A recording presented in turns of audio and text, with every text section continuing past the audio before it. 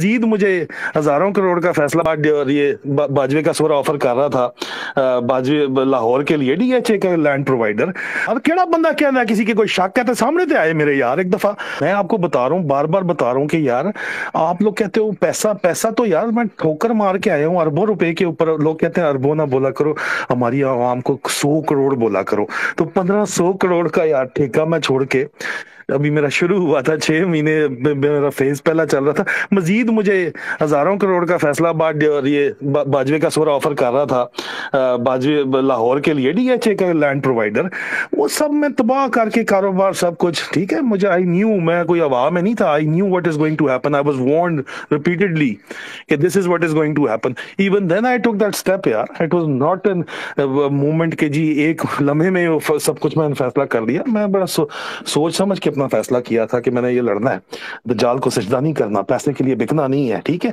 उसके बाद जान का खतरा मुझे और मेरी फैमिली को भी है। उसके बाद अगर आप वही बात जो आप कह रही हो कि पैसे की लालच के लिए, या फिर बुलडॉग कुछ बोल रहा है या जवेद चौधरी कोई बोल रहा है, इनके पास इतने पैसे हैं ही नहीं कि ये मुझे हराम दे सके। यहाँ पे मेरे पास तो हलाल पैसा।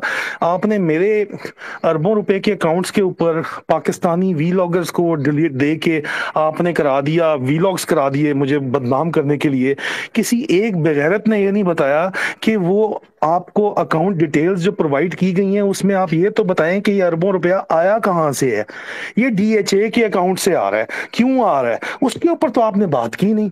तो मुझे अगर यार मुझे इतनी ज्यादा अपॉर्चुनिटी अवेलेबल थी और सब कुछ मेरे हाथ के अंदर था और मजीद भी था, और उसके बाद भी अगर मैं लड़ रहा हूं और फिर भी लोगों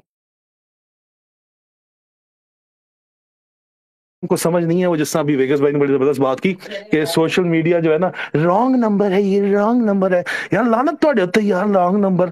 तुसां कदे ख्वाब ही नहीं जेडे पैसे सोचे जेडे मैं सट के आया सिर्फ, और मुझे कोई गम नहीं है उसका। मैं हमेशा ये कहता हूँ, मैं दोबारा अगर मुझे चॉइस मिले दोबारा मैं यही पसंद करूं, और वो मैं कर रहा हूं, और वो मेरा ईमान है, ठीक है। और मैं अपने ईमान को फॉलो कर रहा हूं, ठीक है। और मेरे लिए इंपॉर्टेंट ये है कि मेरी फौज के ऊपर जो गंद उछाला जा रहा है, किस वजह से उछाला जा रहा है, बाजवा ने जो गन यहाँ पे घोला है, क्यों? क्योंकि 75 साल की जो गलतियां मेरी फौज की हाईकमांड के अंदर हैं जो रिपीट हो रही हैं, वो होती चली आती हैं, पूरी की पूरी कौम को खमियाजा भुगतना पड़ता है। मैं उन फॉल्ट लाइंस को आइडेंटिफाई करके ठीक करना चाहता हूँ। This is my job and this is what I am doing, and for that I am paying in billions man, and I have got documentary evidence to prove it. यार केड़ा बंदा कहना किसी के कोई शक है तो सामने तो आए मेरे यार एक दफा। आ जाओ तो हम दस दें सब कुछ।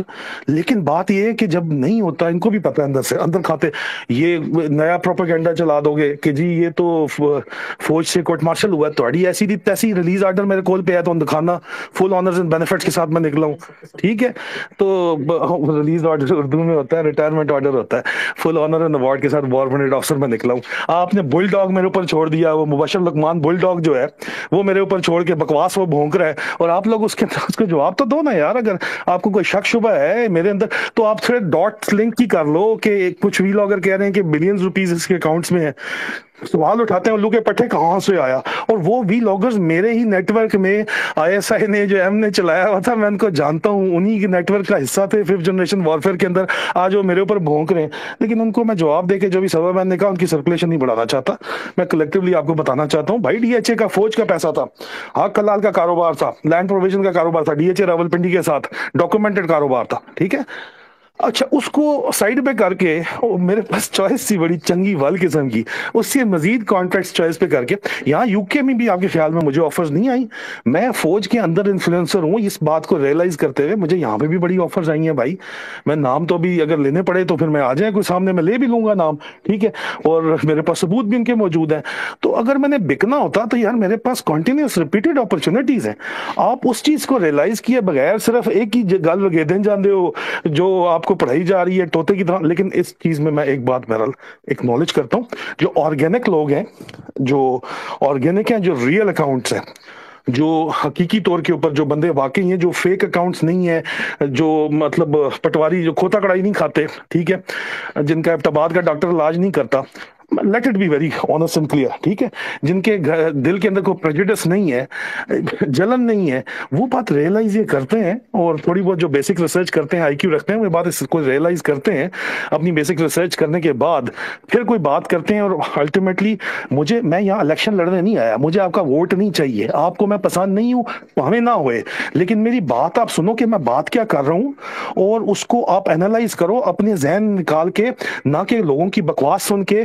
पांडवों को मेरे ऊपर लगा दिया गया, वो क्या नाम है उसका, वो जो पांड है, वो पांड बात करता है, वो खैर उसने कल बात की शफात अली ने, उसके तो मैं कमेंट्स नीचे पढ़ के मेरा दिल खुश हो गया यार।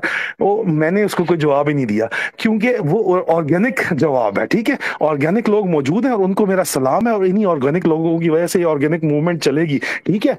तो कभी भी तब्दीली जो है वो आपको पर्सनल कॉस्ट उसकी देनी पड़ती है, और वो मैं खुशी से देने पे तैयार हूं, लेकिन कम से कम लोगों को भी आप बताया करें, अगर कोई आपको कहता है कि यार अपनी बेसिक रिसर्च थोड़ी सी कर लो मेरे बारे में, उसके बाद आपको रियलाइज होगा कि बंदा कर क्या रहा है, उसका मकसद क्या है, ठीक है। वोट मुझे मत दो यार, मैं वोट लेने यहाँ पे नहीं आया हूँ, ना मेरे को पॉलिटिकल अजाइम है, ना ही मुझे फैन क्लब चाहिए यहाँ पे कोई भी, ठीक है। लेकिन मेरे कॉज के साथ जो बात, अगर आप मुत्तफिक हो तो उस कॉज को लेके आगे चलो, बस मेरी आपसे ये रिक्वेस्ट है। जी बहुत शुक्रिया आदिल भाई। और मेरी आप सबसे फिर रिक्वेस्ट है कि आदिल भाई ने खुद कहा है कि वो सबकी इज्जत करते हैं, और हम भी तमाम अदाकाराओं की, मॉडल्स की इज्जत करते हैं। तो प्लीज आप लोग बेवकूफ़ी में या सिर्फ अपने 2 मिनट के फन के लिए उनकी तस्वीरें ना लगाएं। और आदिल भाई जो बात अपने व्लॉग में और मजीद बातें करते आते हैं, आप प्लीज उनको आगे स्प्रेड करें, उस बयानिया को लेकर चलें, बात अब आगे बढ़ा दें, इसको यहीं छोड़ दें। I request. अच्छा सब अब हम यहाँ पर माजरत से कता कलामी माफ, लेकिन मैं आपको ये कहूंगा कि देखिए सोशल मीडिया, मैंने आपको इससे पहले भी मिसाल दी थी कि एक मूज और घोड़े की तरह है। हम लोगों की मेंटोरिंग करते हैं, हम लोगों को समझाते हैं, हम लोगों को एसओपीज बताते हैं कि आपकी गाइडलाइंस क्या है, आप किस में रह के बात करें। और लिटरली पीटीआई का जिसे कोर हम सोशल मीडिया टीम वर्कर कहते हैं, मैं उनको टॉप टू बॉटम देख रहा होता हूँ, उनकी टीम्स का हिस्सा होता हूँ। उनकी ट्वीट्स मेरी नज़रों से गुजर रही होती हैं। हमारे पास सर्टन हैश टैग्स होते हैं जो कि हम रोजाना की तादाद के ऊपर अपनी पार्टी का नैरेटिव रख रहे होते हैं। आज खान साहब ने वाइट पेपर जारी किया, कल एक इंटरव्यू किया, और इस तरह से एक डिस्कशन चल रही होती है। कोई लूज टॉक नहीं हो रही होती है, मकसद पीटीआई को प्रमोट करना होता है। तो ये जो दरमियान में कुछ लोग इस तरह की बातें ऊपर नीचे कर देते हैं, मैंने आपको बताया, ये वो लोग हैं जो करते आए हैं, करते रहेंगे। इन बातों से आप परेशान ना होइए। आप देखिए खान साहब की अहलिया के बारे में किस कदर मुगालजात यहाँ पे बोलते हैं। ऐसे ऐसे मतलब आप देखिए अलमान अल हफीज ट्रेंड्स चलते हैं। फिर उसके बाद इदारों के बारे में लोग बात करते करते कौन कौन सी रेड लाइंस क्रॉस कर देते हैं। बेशुमार इस तरह की चीजें आपके मुशाहिदे में आती हैं, ये होती आई हैं, होती रही हैं। खान साहब वाली पॉलिसी रखिए, माइंड ओवर मैटर वाली रखिए। आदिल का जो कॉज है, सबीन बहन जो साथ में कर रही हैं, आप लोगों का कॉज जो है it's much bigger than the criticism जो कि कई दफा दरमियान में आता है। वो जो तुम ये बादे मुखालिफ से ना घबराए हो, का आप ये तो चलती है तुझे ऊंचा उड़ाने के लिए।